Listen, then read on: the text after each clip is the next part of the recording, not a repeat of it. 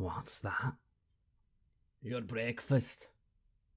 My lord, thought you could make yourself a nice little omelette. I've already had breakfast, my lord. But I suppose I could go for second. No, stop. I'm only joking, Attila. That egg is not for eating. You're looking at me like I lost my wits. No, tell you what. Put in there your fireplace. Make sure the fire is always smouldering. Maybe put some hay around it too, just to make sure that it keeps warm. Just don't get it burning too much, the fire, or it'll set fire to the hay. My lord, you want me to hatch an egg for you? No, not for me. For you. That there is no normal egg. It'll hatch you something very specific. No need to look worried. You'll see. Have some hay brought over and, like I said, make sure the fire doesn't die out or burn too fiercely. Then report to my room in an hour. I have an assignment for you. Clawsick, you lazy old lizard. You'd better bloody well keep yourself safe until I come back. This is Red Moon Role-Playing. We last left our party as the warlock Kadar was lowering himself into the furnace, clad in a brand new suit, fashioned from human skin, the skin of their former sorceress companion, Dread. Kadar, you are lowering yourself into the furnace, and the heat from it is still almost unbearable, almost prevents you from drawing breath, and yet it is not scorching your skin from the bone. You can see it sizzling, crackling, and popping the skin of Dread that wreathes your body in patches, but it is not cutting through to you. It's not a pleasant experience. Last thing I would have said was to tell my companions to check Dread. He said he had something on him for escaping. I really hope they're doing that, but unfortunately now I have no time to think on that. As I lower myself, then, it's like I'm descending into the furnace, then, like climbing into it and then going down. Is that right? Yeah, very much like that bubble well you came through when you entered this dungeon complex. It feels a little like you're passing through a portal again. And as you make your way into the furnace, you find that it has a false bottom, or at least a bottom you can pass through. And so you find yourself sliding down a gentle incline, quite spacious. There's no marks of coal or ash or anything like that to show that any natural substance has been burned in this furnace before, although the heat would certainly imply otherwise. And you slide down and out of sight. What are your companions doing? I am standing there watching him go down, seeing him disappear, I suppose, into this furnace, casting occasionally worried glances backwards, hoping that Clawsick is fine as I left him behind. This has turned into quite the morbid business. I really wonder if that's going to work. I look to you, Attila, and I say, "Don't worry, Mormo will protect him. We'll be fine. We just have to wait here." Well, I didn't realize it would go downwards in such a way. I thought it was something we would just be able to walk through. Now is he going to get up there as well? And I look over to the remains, the bloody remains of Dread the sorcerer, and I say, "Well, I'm old enough by now to know that something as intricate as this, and us doing something like this, is going to come back and bite us in the arse. I bet we'll need someone just like him in just a few moments, just you see." And you see a bit of drool going down my mouth as I adjust my eye patch. Don't worry. You'll be fine.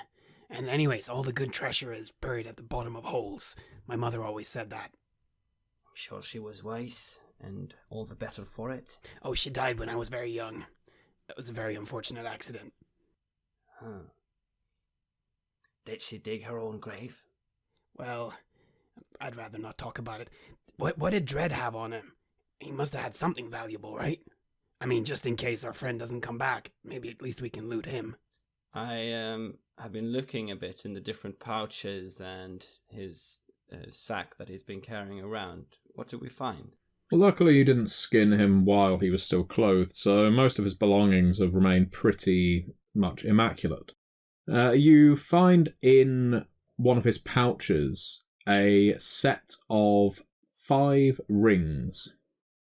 They're each gold bands, and they have a small blue stone in them. You've never seen the like before. You also find some insignia, a seal for the triangle, his guild.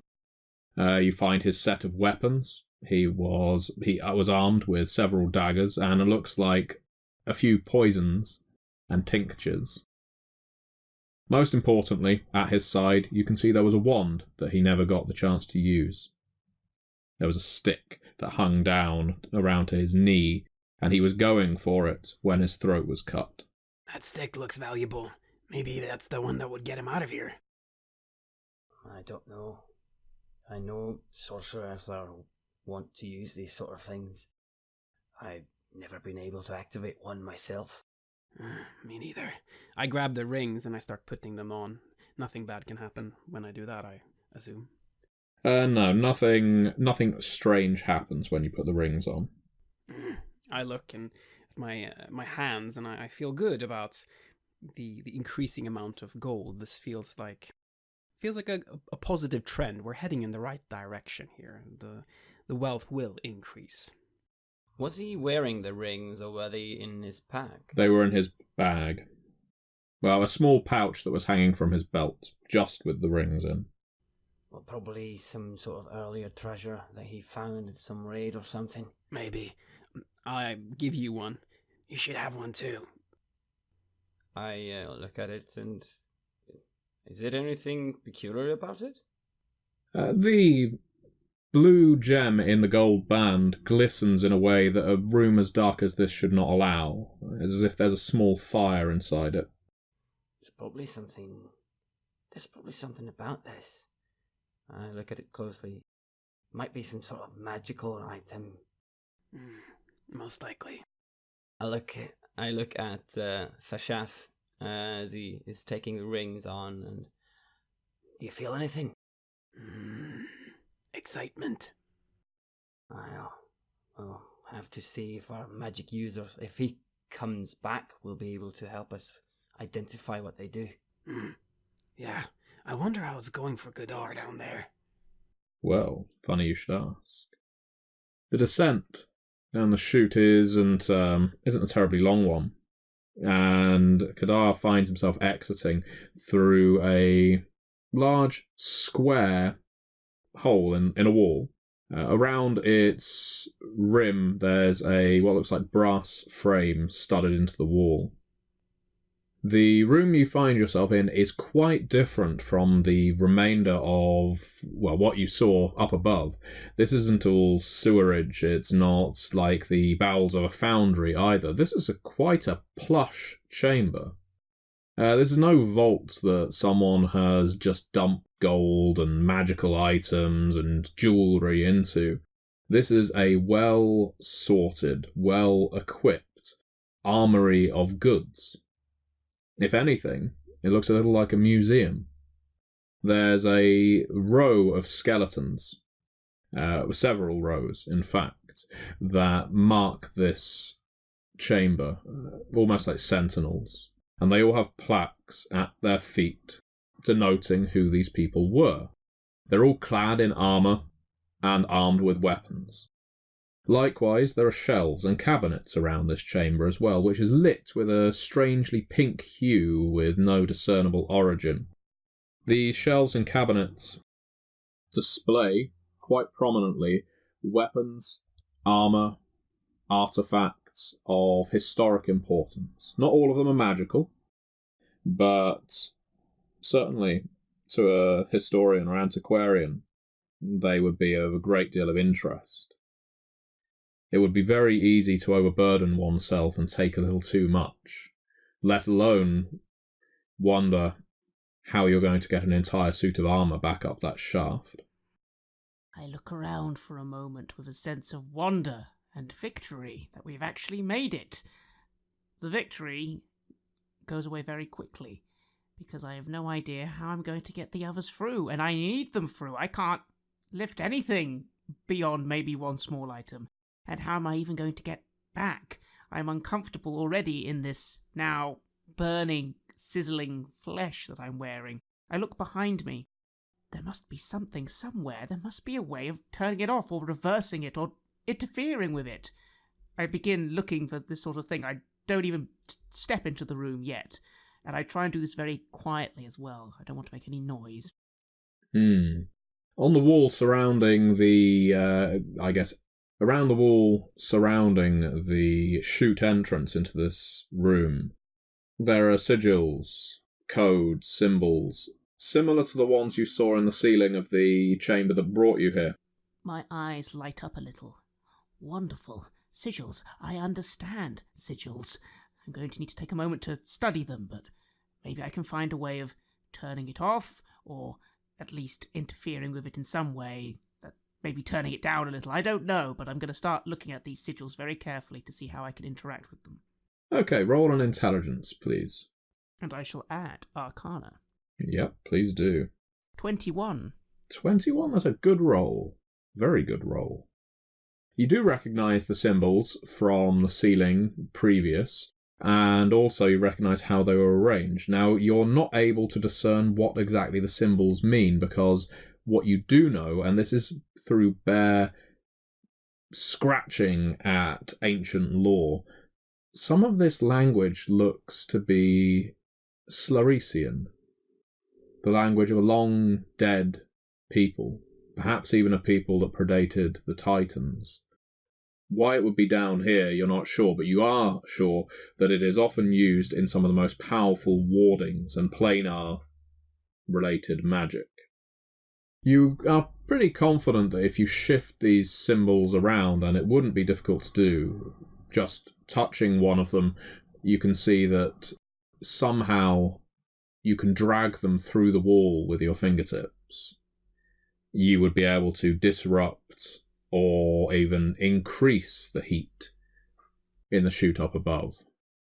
But I'm not entirely sure which sigils actually do it. Okay, caution. We have a moment. A little while, anyway. Don't go crazy, Kadar. I'm going to experiment very carefully. We're going to try just one sigil. We're going to gently swap it with another one. And very carefully sort of see if I can see what's happening as I'm doing it, so that if I have to, I can quickly stop doing it. As you start dragging these symbols through the stone, which is a most peculiar effect, it is as if you are dragging gemstones with touch alone through solid stone and iron, and somehow the heavy elements are parting to allow these inscribed runic gems to move. You feel a buzzing, a sharp static in your mind, almost as if you were bringing two opposing elements close to each other and about to cause some major, disastrous reaction. Oh, I stop. I just quickly move it back. Stop. They move back of their own accord as soon as you take your fingers off of them. And the buzzing? The buzzing reduces, subsides, and disappears. Okay. Not those ones. We want it to not feel catastrophic. Just want a minor effect. I will try another set this time. As you drag these ones, the feeling is less severe, and in fact less internal. It's as if the static is in the room around you. The air itself crackles with energy. Sometimes when you channel magic drawn from the Efreet or even elsewhere, you feel your blood, your cells, your very being about to burst with energy. Maybe that's why magic users don't wear armor. They don't want to electrocute themselves. But with the movement of these Silurician runes, you can feel the air crackling, as if the entire room is affected by what you're doing. Well, it occurs to me that if it's going to make the room as hot as the furnace was, I'd actually be okay. I am still wearing this sizzling skin, after all. All right.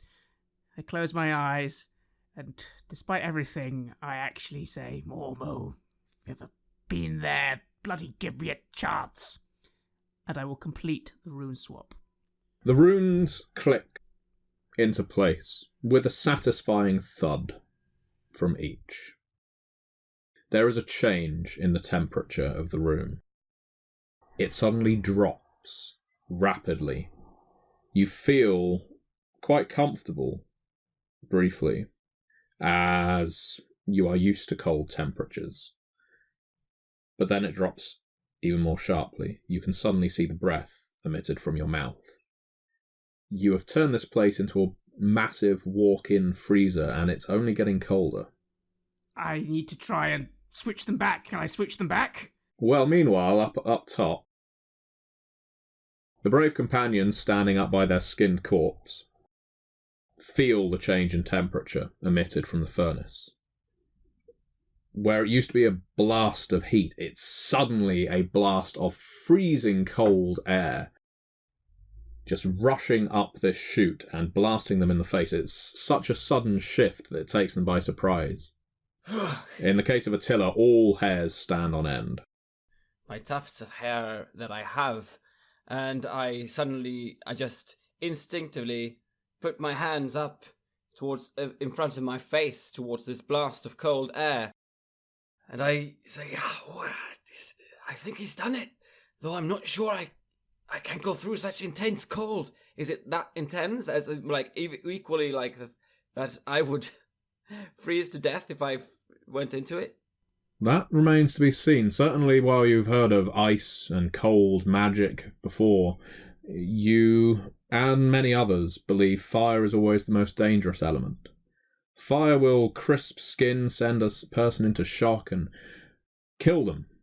Cold is something that can potentially be warmed up. I think to myself that it didn't take very long for him to go down until this change happened, so surely it cannot be that far down, wherever he is.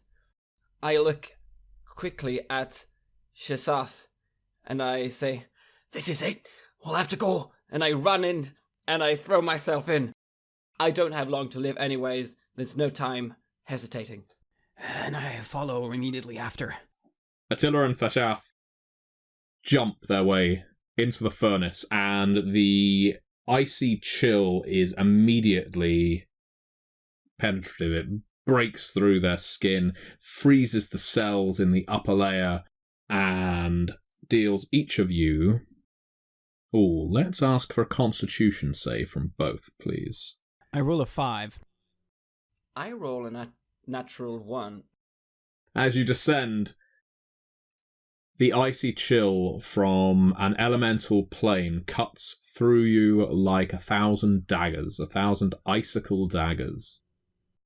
As, let's see, Thashath, you suffer 12 points of damage. Attila, you suffer 10 points of damage.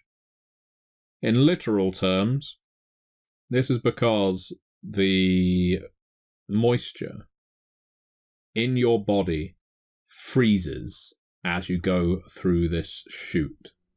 You are effectively passing through a portal to an elemental plane of cold. And while you do not have the requisite key to enter it, you are still affected by stepping through its maw. When you emerge in the vault, next to your companion, who is also starting to grow cold, but because Kadar has not actually had to pass through the portal himself, he's not suffering any ill effects yet, except he's starting to shiver as he manipulates symbols on a wall. He can see the both of you shaking and, in fact, not shaking, curled up, almost arthritic, in absolute shock at your landing. I blink in surprise, just as hopefully I then switch back the sigils again to their original positions. The magic works. The heat is sudden, and it is just as painful, if not more so now, for your two companions, the fact that the temperature in the room shifts so rapidly. No longer exposed to an elemental plane of cold, it is now exposed to the ventilation of an elemental plane of fire. I'll ask for constitution checks from both of them again, please. 8. 24. Okay, on a 24, no damage is taken as you quickly warm yourself up and feel the benefit for doing so. But on an 8, you take 4 points of damage. I still feel the feeling of coming in from immense cold and getting heated up, where you feel that your entire skin is sort of burning from the inside as blood suddenly rushes through veins that were previously cramped together out of the sheer cold. And I start jumping up and down, not being immensely uncomfortable with my own skin, and you can see a tiny drop of blood making its way from below the eye patch as I stand there holding myself, not sure what to do. Well, you bloody well made it. I would reply, but I'm a little alarmed. Do I feel that this vault is now going to actually be as hot as the furnace was? It does appear to be warming up, yes, so you may want to act quickly. I didn't tell you to come down yet, you idiots! I'm not finished! Right, I look at the runes. I need to really think carefully. Okay, if that room was cold, and that rune is room, cold, is there a way of maybe instead of moving both the runes, I move one of the ones I just moved? Yep, there was nothing ever restricting you from moving one at a time. Right. I try the one, well, I guess at random, I have no way of knowing, but I try and guess which one was the temperature one, and try and just move that one. It's as if you're shifting it on a dial, and it works.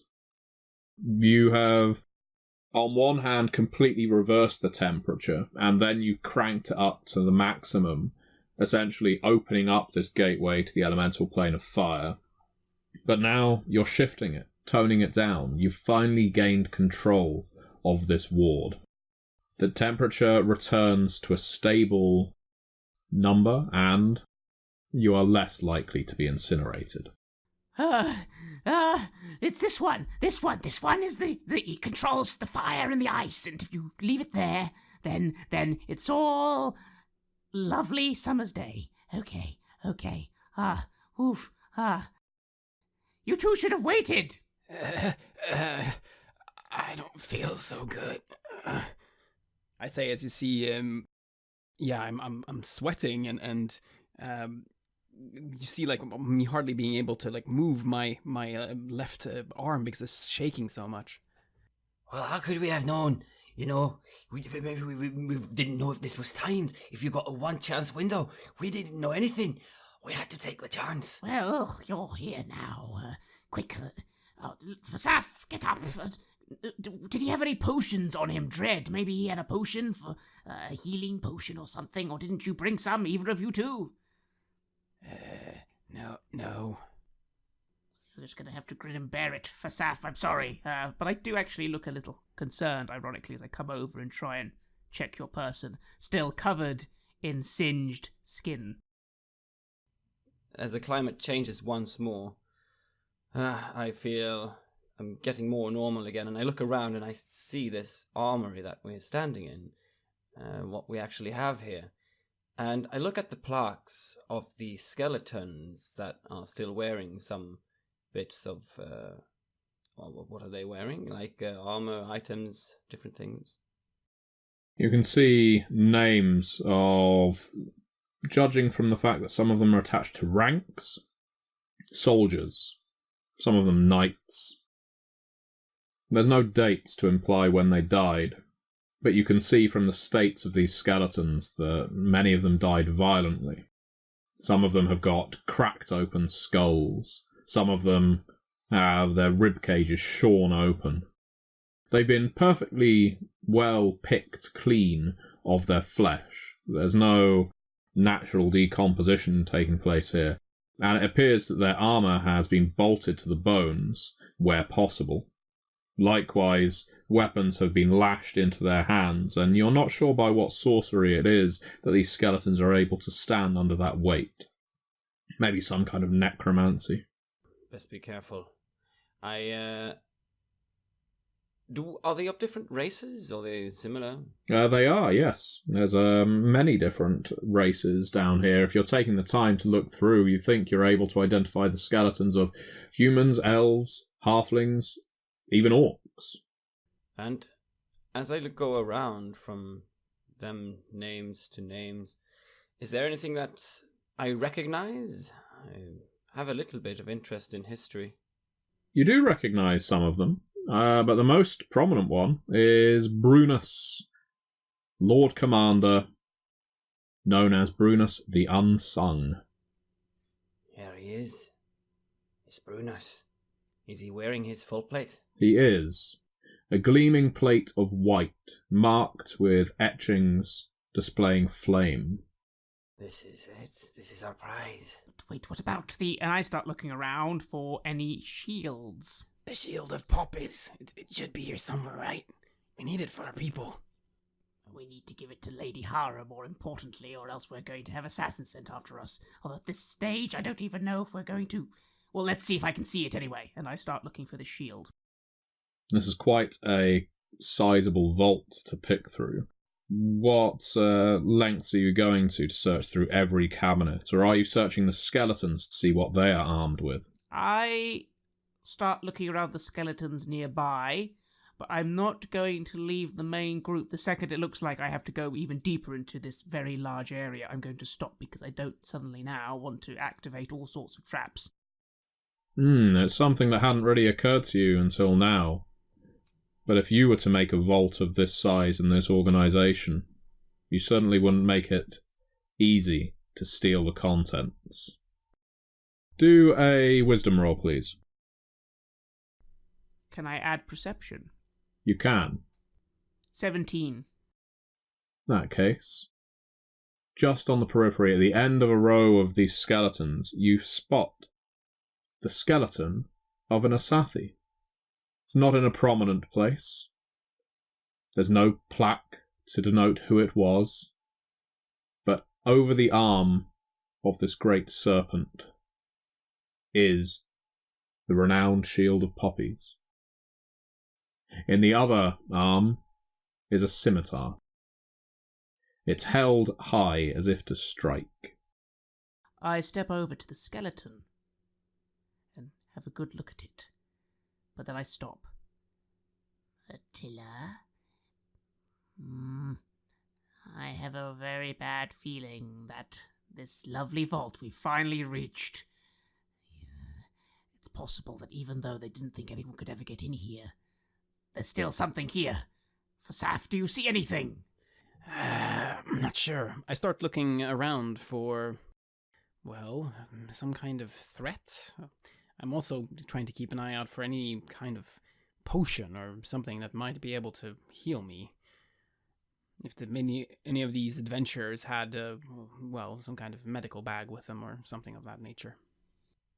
In the meantime, I'm relaying what I observed about how they are sort of riveted together, but possibly stood up by magic. There could be necromancy going on here.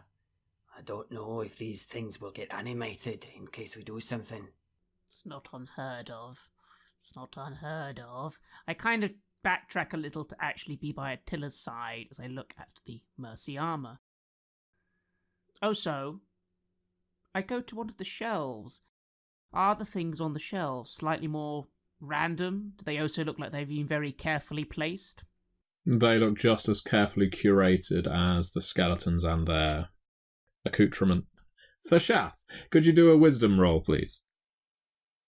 If you have perception, you can add it. 19. 19. On a 19, Thashath is able to spot that beneath these curated items in these cabinets on these shelves, every single shelf bears a small pressure plate. Every single item is exactly where it should be. Moving even the slightest artifact could trigger something, but you don't know what. It could be something as simple as an alarm. It could be something as elaborate as consuming the entire room in flame, although it seems unlikely. Also, on that successful roll, it is possible to find in one of the cabinets a whole set of potions and tinctures. Now, whether these are healing potions or not depends on whether they have been marked up correctly, but several of them, but not all, do bear labels that call themselves things like good for your health, and resistance to flame, and invulnerability against the poisonous fangs of the Naga. Well, I'm sure that's not a trap, I say to myself, and then I relay this to Kadar and to Attila. We have to be very careful about what we pick up from here. Everything, you see, there are pressure plates. Everything we take will trigger something. We have to just take the things that we really need, and if we can, perhaps make some kind of switch with something of equal weight, so that the plate remains in the same position. It'll be very, very difficult, but I suppose we have to try. Are you suggesting we remove the entire armor while putting another on him? Well, I think it's the weight. This armor. Is there a pressure plate underneath the skeleton here as well? No, not that you can see. Underneath the skeletons, there appears to just be solid stone or iron plinths. The skeleton itself might still have some kind of spell or magic on it, I suppose, but we really have no choice. We have to take this armor. We must have it. Otherwise, there wouldn't be any point in even trying to escape from here. The dragon will have what he needs to have, so one of us just needs to take it. I'm sorry, I don't think it should be me. You don't think you can disable the trap somehow? He might be able to disable the shelf traps, yes, maybe, but the problem is this armor, Attila. That needs to come off, and we have no idea what will happen when it does. I'll pull out my great sword from my back sheath, and I'll very gently poke the old skeleton of Brunus the Unsung. The skeleton bursts into motion as soon as you touch it with your blade. It draws its own sword from behind its back, holds it clasped in both hands. And if it were possible for a skeleton to draw breath and then hiss, it would. It opens its jaws and lets out a rattle that a skeleton should not. A breathy, dirty, ancient rattle. Small green flames illuminate in its eye sockets, and it swings its blade down at you for having poked it. What is your armor class? 18. 18. Okay, let's do initiative, as I'm going to say this doesn't take you entirely by surprise, but just for you for the time being. 9. So you roll a 9.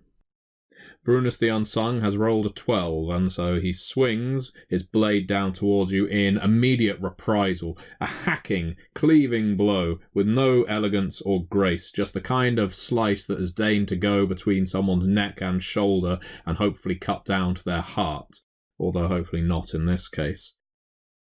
Thankfully, your armour, or maybe just your resilience, withstands the blow. You manage to step aside at just the right time. Your armour class is sufficient to avoid its first strike, as the sentinel, the undead guardian, Brunus the Unsung, climbs down from the plinth, greatsword in both hands, armour bolted to its body, as it lets out another rattle of death.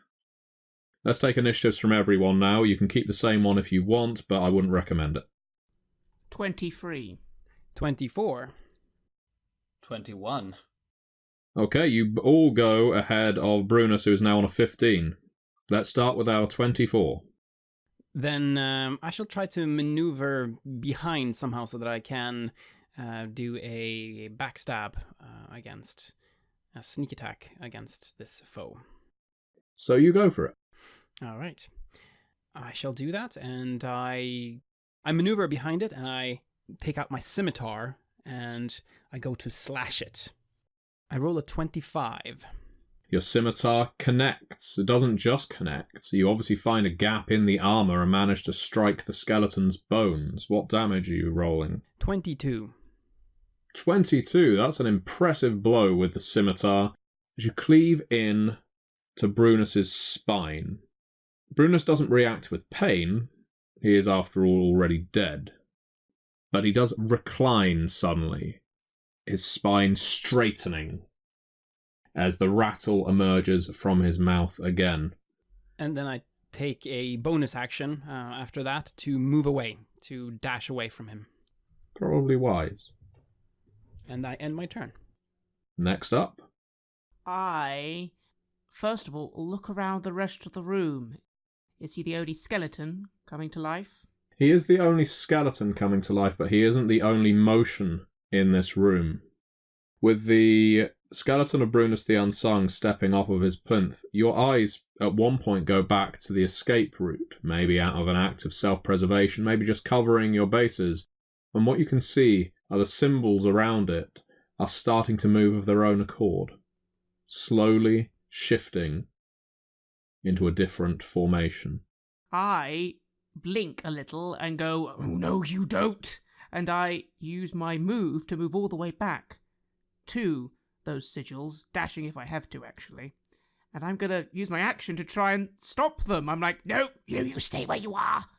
You get the impression, and you're somehow becoming more acquainted with these symbols, maybe because you had your fingertips on them in a moment of great duress.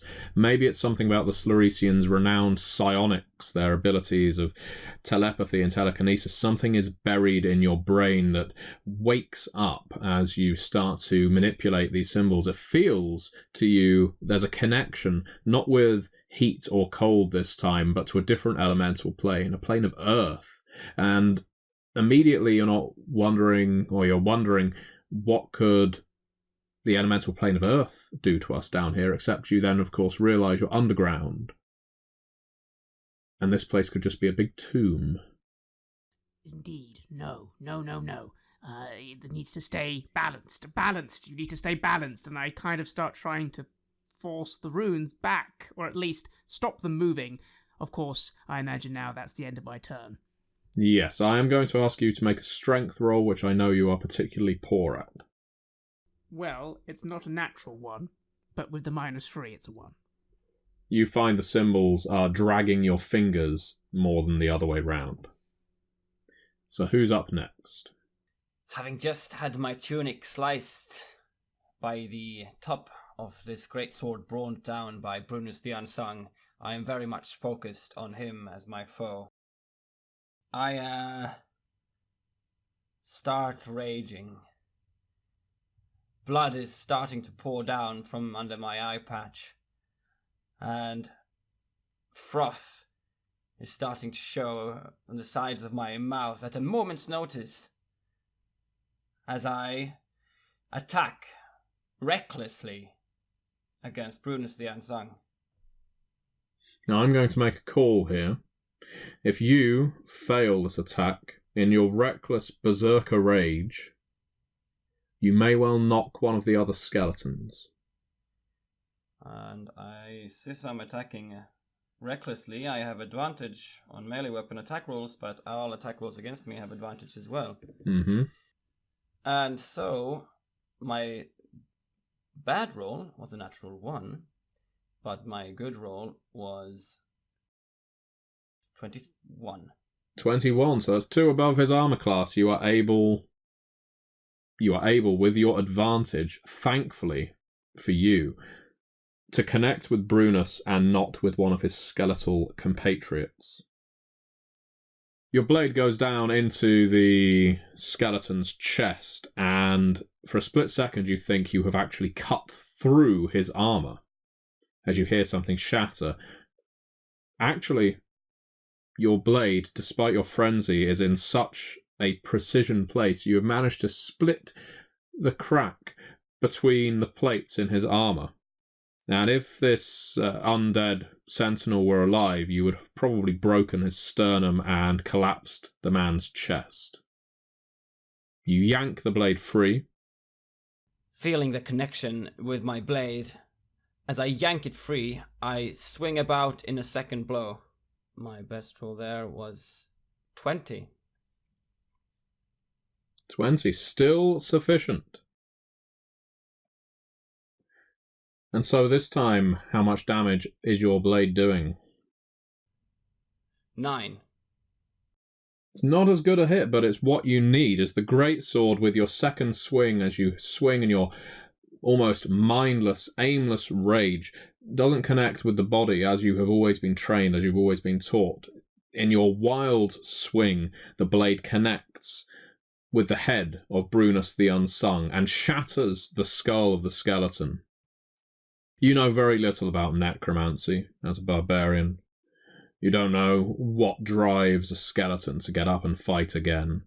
Certainly you've heard rumours of all the power being locked in the skull, but that doesn't tend to be for animated bones as much as other creatures. Still, the weight of your greatsword, shattering the skull of this undead warrior, is enough to make him fall to his knees, for a rattle to emerge from his chest, for him to collapse to the ground, armour clanking as he falls.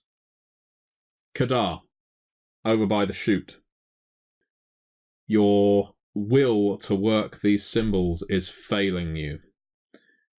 You can feel the air growing thicker. The combatants a short distance away from you haven't noticed it yet, but you can feel the air growing grimy, as if your skin is coated in oil. And everything seems to be darkening. That pink hue in the air is just dimming and dimming. And it's not stopping. There's no time. I can't stop the runes that are moving. The only hope I have. I'm going to try and move other runes. Maybe I can at least confuse things. The one that I thought was room, because it does seem as if the other one was temperature. Let's see if we can adjust that one then, because that one isn't being moved. Yes, maybe while whatever this thing is trying to stop me doing is doing it, I can throw a spanner in. But as I do this, I look to the others, I see the fight just ending, and I just in those seconds say, "Get the armor and we run! We have to leave now!" And I try pushing that room rune. Hearing this, but what about the shield of poppies? I rush off to try to get the shield. Very good. Kadar, could you roll an intelligence, please? Yes, I shall roll intelligence and add arcana. 18. You think that you are able to hold this rune in place, but you don't think you're going to be able to lock it in place. You think you're going to be able to slow down whatever's happening, but you're not going to just be able to prevent it. And what this tells you is while you and a companion or two of your companions may be able to slide back up this chute, it is a very shallow slope with the armour. One of you may need to stay behind to keep the passage open. In that moment of thinking, something occurs to me. The tunnel itself was rather short, wasn't it? It didn't actually take long to get down here, did it? No. Okay. I call out, "Attila! Quick! Armor by exit! You go! Fasaf, where are you going, you moron? Get out! I can get it out of here, but you two need to go now!" All right. And I run back, and I do as you say, because I do what Kadar says. Hearing this panic draws me out of my rage. I feel an instant fatigue, but it went fairly quickly, the fight after all. I see the skeleton crumble in front of me. Can I can I carry this with me, the armor? I'm very strong after all, but how best would I do this? You can carry it with you, and while it would take a long time typically to collect up the pieces of armor such as this, because it was all riveted onto a skeleton, it is all still strung together. It can essentially be carried in one piece. You have a couple of options. You can adorn the armor yourself, which would be easier than it typically would to wear full plate because it's already strung together. Essentially, it would be over your head. Or you can carry it. You don't know what magical effects might occur by wearing it. I have not worn much armor before, as it's never been my preference, though I have been trained in it. If you carry it, you cannot defend yourself. No, that is true. If I think that I could quickly get this on because of how it is constructed, then I will slip it off the skeleton and on to me. Very good. So Thashath and Kadar are over by the chute entrance. Is Thashath exiting first? Yeah, Kadar told me to go, so I'm going. Thashath, as you make your way up the chute, it's still a slippery slope, but you're able to climb up with relative ease. You feel like the walls here are growing tighter. The passage is far narrower than it was before. This entire thing seems to be locking up, as if the fortress, the citadel, is shifting again. What's going on? And I just try to make my way up and get out of that room at the very least, or get out of that chute. You emerge into the chamber where you were before, next to the skinned body of your former companion. Meanwhile, back down in the vault, Attila has been able to adorn this armour that's part metal, part ceramic, part bone, and march stoically toward the chute. I've got it. And I'm able to take my things, what little I had with me, leaving possibly only my old torn tunic behind. And are things sort of coming together even now? Nothing changed from me donning the armor.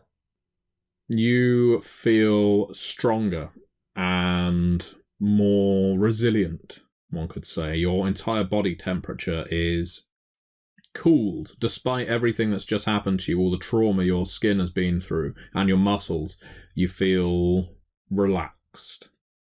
Your mind hasn't by any means lost its edge, but your body is no longer feeling as stressed as it did, which is surprising given that you're wearing a full plate suit. It's a fantastic feeling. We must get out of here. You feel climbing up this chute is going to be a bit of a struggle with this armour on, so I'm going to make you make a dexterity roll, please. And despite being clunked down by this heavy armour, being a Slytherin, I am also a contortionist. I am a specialist in getting through bonds, grapples, or even tight spaces.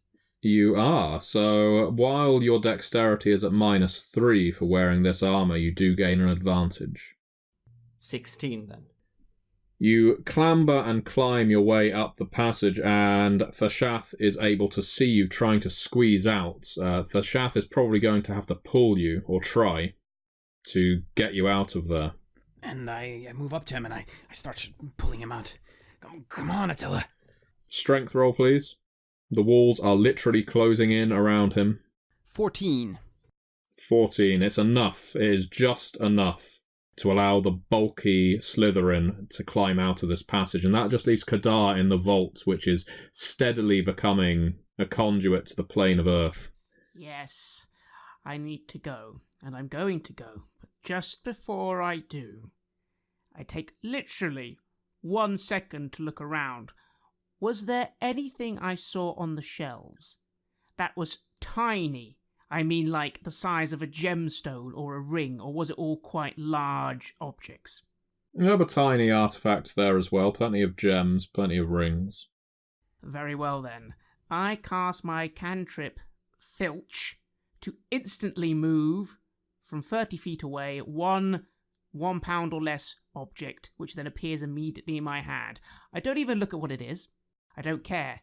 But I just needed something. And then the second whatever it is in my hand, I rush to the exit, and I'm going to try and cast Misty Step to see the exit, hopefully, and just instantly appear out. I hope this happens. I'm going to make you roll for that, because it's you're rolling basically under duress right now. You do successfully filch the item, whatever it was, and as soon as you do, you hear a high-pitched trill throughout the air in this room and possibly in other rooms, as if a magical alarm just went off. Could you roll an intelligence, please? 17. 17. 17 is sufficient. You take the form of mist just briefly and emerge, just as the passage behind you clenches shut. I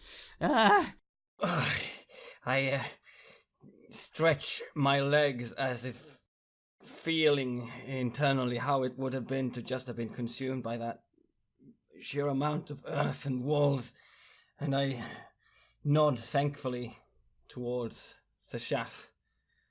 You did it. You got me out. I thought I was done for. It wasn't me, it was Mormo.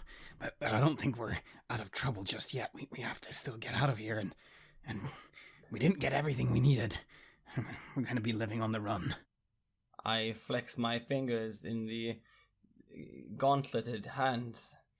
This feels incredible. I'm glad you're enjoying your armor. Now let's move. At this point, can I still hear the shrill alarm-like sound? You've never experienced anything quite like this before, Kadar. The transmutation of sound into gas. This is magic in its oldest, most purified form. Transmutation at an elemental level. There's a reason this entire fortress, this entire citadel is constructed on portals. And it's because it's partly that magic that keeps the parts of the Titan beneath it in containment. The noise wasn't an alarm. It was the wakening groan of whatever is beneath this citadel. And the shrill noise that you could hear, you start to see pockets of gas just billowing out of the sky, like smoke, just puffed rings, just appearing all randomly around the room like spores. Yes, you are definitely sure that you need to get out of here immediately. We need to run. Run! Run! And I start running. Watch out for the traps. As you run across, as Kadar, the panicking warlock, runs across the room, forgetting briefly about the pressure plates in the floor. Do a dexterity roll, please.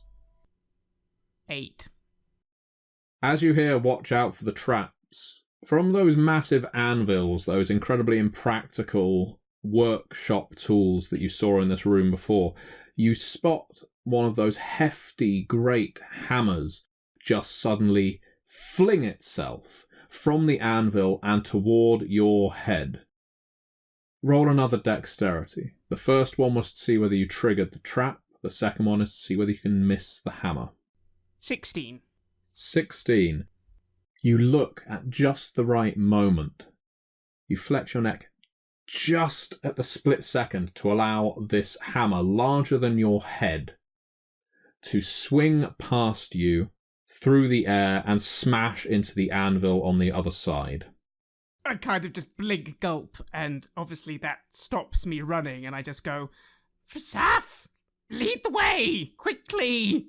Yeah, yes. I say, and I take the lead, remembering where the traps were, and trying to move quickly, but not too quick, through this field of traps that we have ahead of us. And I snap out of my admiring the feeling that I have and follow. Taking your time a little more slowly now, despite the gas that's filling this room, You're about 2/3 of the way through when I'm going to require you to do a constitution roll. Each of you. 18. 18 is fine. 20. 20 is fine. 8. 8 is not fine. 2 of you managed to hold your breath for long enough. Attila, though, maybe it's just because he's still coming down from that rage. Can't help but take a deep breath. It's the tension of it all. Visibly, some of that noxious gas that was in the air disappears into his nostrils. You can carry on now. I don't even notice as I quickly try and make my way through this first trap, and I'm really hoping we get to the blade soon. I do, however, quickly just say, "What did you find on Dread? What was the thing he had that helped us escape?" There was a wand. I pull it up from my jacket or wherever I have on. It's like, this one. Right, hand it over, quick! And I do so. And I'll take a moment to look at it. Do I feel anything from this wand? What sort of wand is it? It is a wand of travel.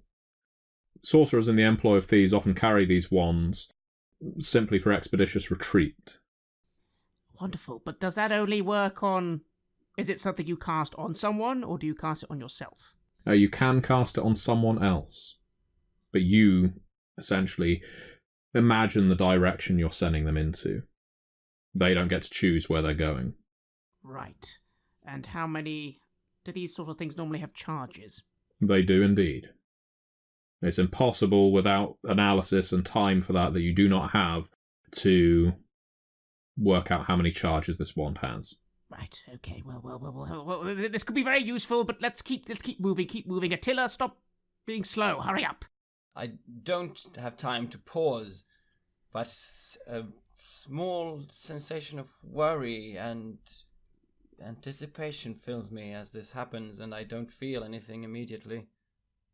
A swirling cloud of almost mist-like smoke just trails around Attila's ankles and knees. No one's looking down there, but it's as if he has a cloak of smoke behind him. As you emerge into the room that was at one point the corridor bedecked by devil knights, you find yourself in a room that you've never even entered before. It's a staircase and it's heading up. Wonderful. Up is good. What? Closet! Unfortunately, nowhere to be seen. And heard.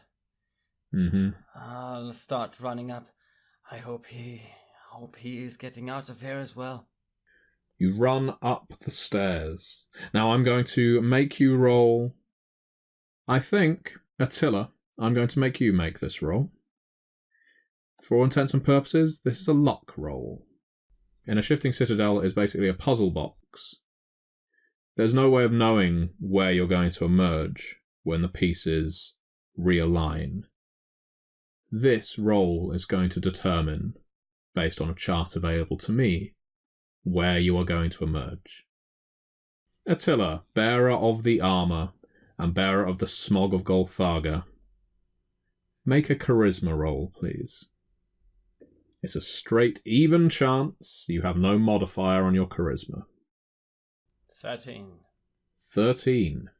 Perhaps lucky, as you don't find yourself in a chamber full of carnivorous mutants that were long buried underneath the citadel as extensions of Golthaga's consciousness. Instead, you find yourself emerging into the courtyard of the citadel.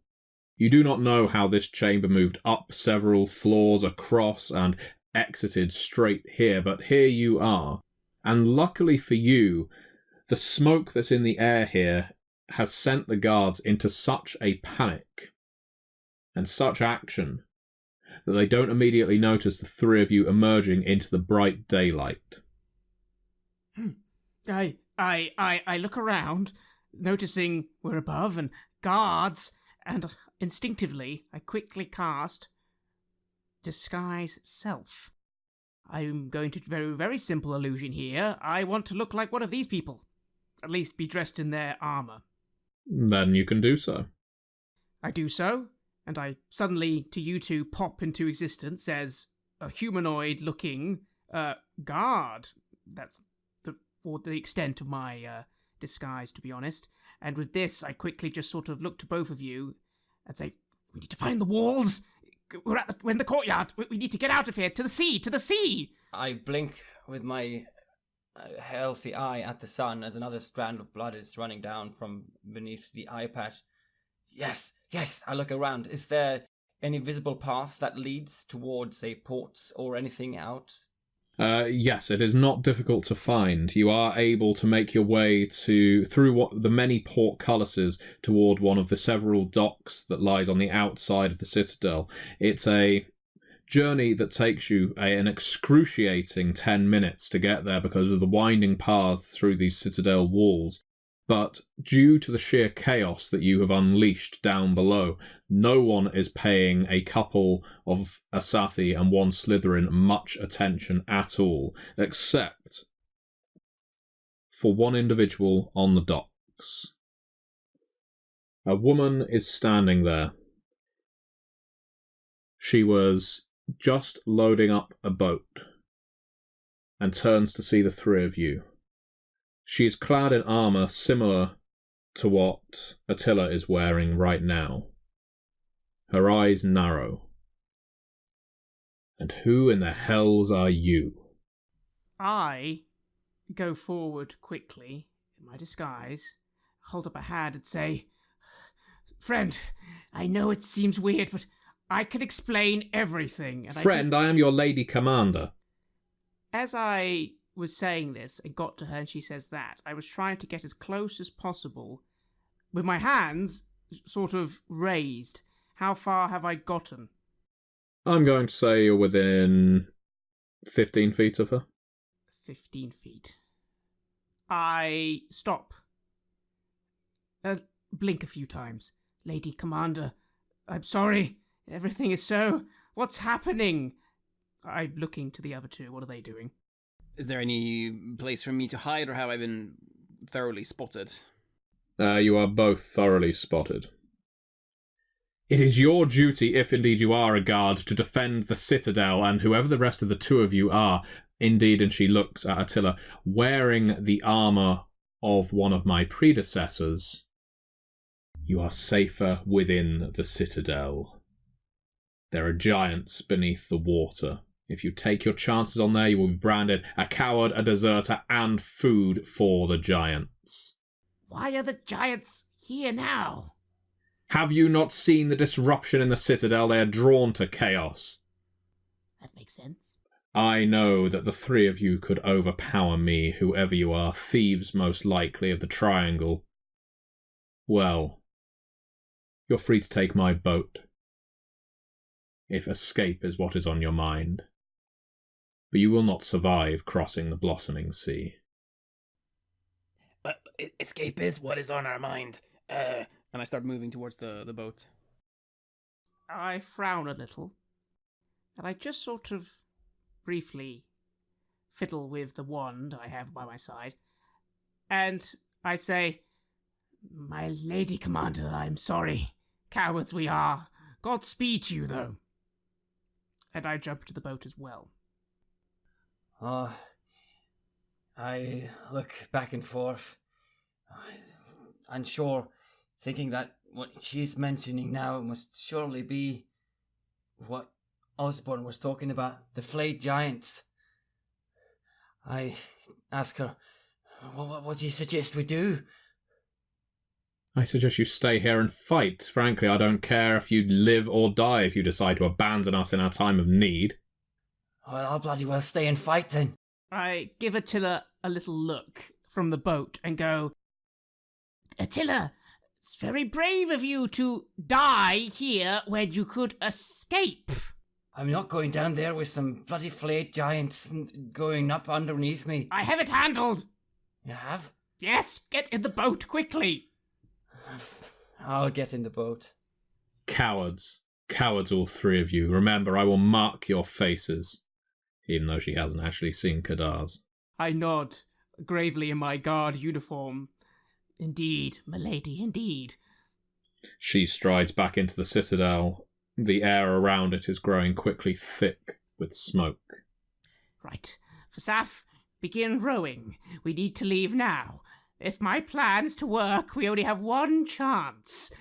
And it's at this point, purely out of curiosity, what did I actually manage to collect? Time for your own luck roll. I like using charisma for luck, so you have an advantage. A significant one. Which is 19, 20, 21, 23. Well, aren't you just lucky? The item that you extract is like a compass, but with wings attached. Ornately carved golden wings. You've seen these devices before. They're used for travelling great distances. They're one use only, and then they dissolve into your hand into a pile of gold dust. What it takes you somewhere, but where? Where does it... Is it a teleport an artifact or spell, or it goes wherever you wish? It will take you back to where the designer of this artifact built it and imbued it with magic. Oh, that's interesting. I just say aloud as we are moving on the boat. What else is happening? What else is happening as the citadel that's swiftly disappearing behind you is barely visible now.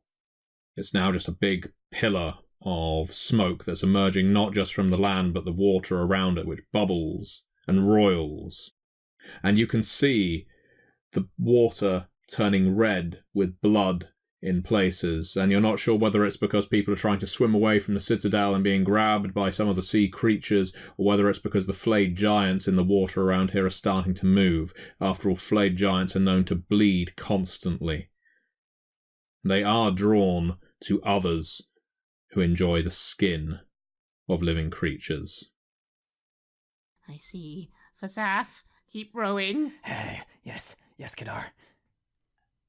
Not having much expertise on a boat, except for what we just experienced getting out of here, I do my best to help out and get this thing moving.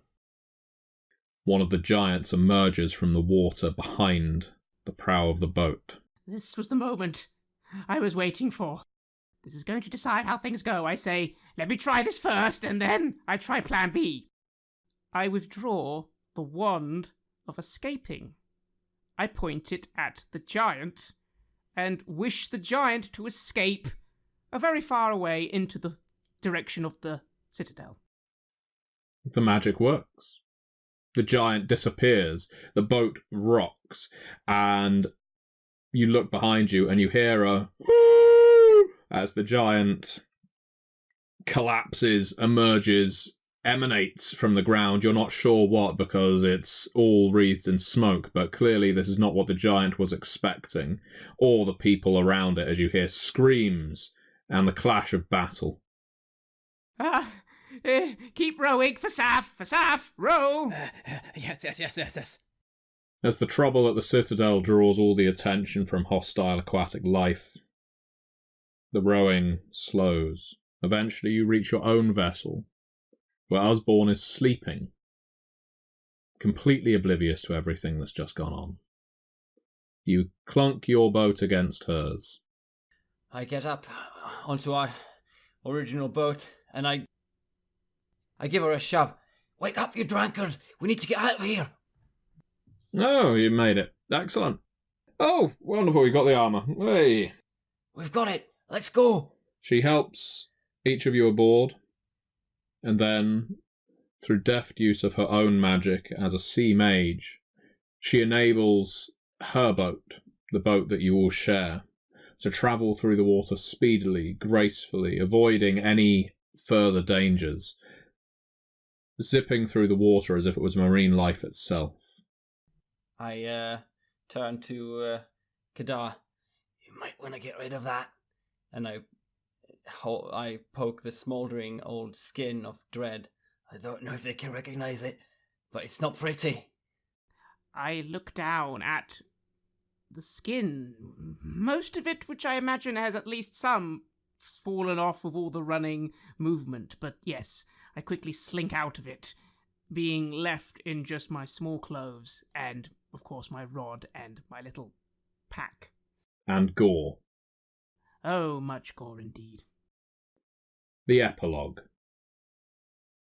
Our party reaches the shore near Lodok. Osborne isn't foolish enough to take your boat straight into that town. She's quite happy. She has seen a crew almost entirely survive, and she doesn't ask any questions about Dread. You're not sure whether she noticed the tattoo of the silver triangle on the skin that you had on just briefly, or whether she even cares. She's just satisfied that she's been able to bring fellow sailors to shore again. She doesn't even ask for payment until she sees you fondling that winged compass. I don't suppose, and it may be a bit to ask, I suppose I could keep that. Here's the thing. I'd love to say yes, but this might be the only thing that stops at least some assassins coming after us. Might not stop all of them, but this is very valuable. I know the Shield of Poppies was priceless, but this is very valuable as well. Well, that leaves me out of pocket. But I tell you what, it's been such fun. I won't hold it against you, my brave companions.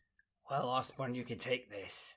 And I hand over the ring from Dread. It was one of Dread's few possessions that he left behind when he got impaled on one of those traps. Oh, that's beautiful, beautiful. I'm sure that would look lovely.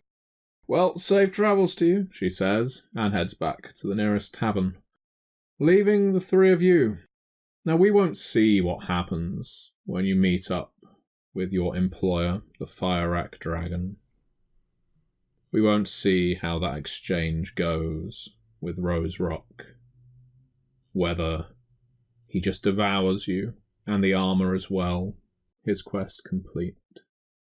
We won't see just yet how the House of Hara responds to your treachery as they would see it, and indeed how they pass message among other Asathi houses of how you failed them after stealing one of their boats and maps. We won't see, at least not yet, how the Citadel of Vilheim emerges after Golthaga's internal organs awoke underneath it. We won't know if these characters survive. Not immediately. What that does mean is that we will have a part 2. Not yet, but we will. We'll find out what happens to this unfortunate trio of reprobates, whether they ever find their riding lizard again, whether they ever receive payment for their ill-gotten gains. One thing we do know is that they survived the Great Vilheim heist. You have listened to an episode of Red Moon Role-Playing, where we play the adventure The Great Vilheim Heist for Scarred Lands for Dungeons & Dragons 5th edition. Our Dungeon Master was the Gentleman Gamer, Matthew Dawkins, and we would like to thank him and Onyx Path Publishing for doing this actual play production together with us. The music was made by Ager Sonus and Lesa Listvi, and was used with permission from their label, Cryo Chamber. You can find more delicious dark ambient at cryochamber.bandcamp.com or their YouTube channel. If you want to support Red Moon Roleplaying, do check out our Patreon. The show would not be possible without all the generous support we are getting there. You give us so much energy, help us cover our costs, and open up time to record and edit. Thank you from the bottom of our hearts. And remember, praise Mormo.